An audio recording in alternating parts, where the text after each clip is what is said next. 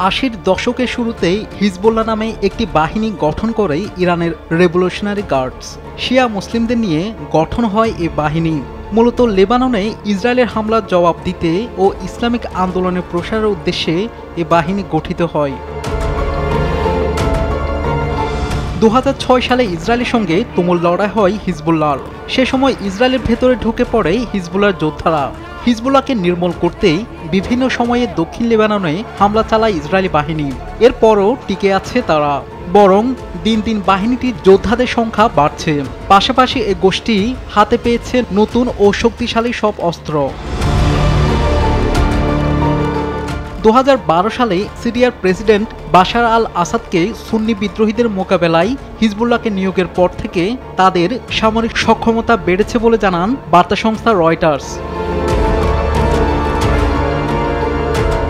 কোনো দেশের রাষ্ট্রীয় বাহিনী না হয়েও বিশ্বের সবচেয়ে আধুনিক অস্ত্র সম্ভারে সজ্জিত সামরিক শক্তিগুলোর অন্যতম এ বাহিনী। Strategic think tank centre for strategic and international স্টাডিজের হিসেব অনুযায়ী হিজবুল্লাহর কাছে প্রায় 1,30,000 রকেট ও মিসাইল আছে, যার মধ্যে কিছু তেল আবিবেও আঘাত হানতে সক্ষম।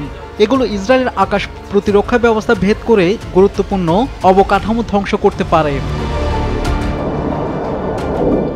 ইসরায়েলের সক্ষমতা সম্পর্কে সবার ধারণা থাকলেও হিজবুল্লাহ সামরিক সক্ষমতাও কম নয়। তাদের রয়েছে অত্যাধুনিক সব যুদ্ধ সরঞ্জাম, কাতিশীয়, ফালাক 1, ফজর 5, জিলজাল 1, ফাতে 110 ও স্কোট সহ বেশ কয়েকটি স্বল্প ও দূরপাল্লার ক্ষেপণাস্ত্র, ড্রোন ও রকেট রয়েছে।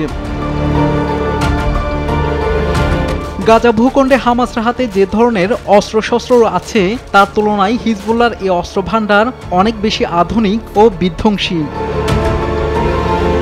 শাহাদাত শাওন, RTV।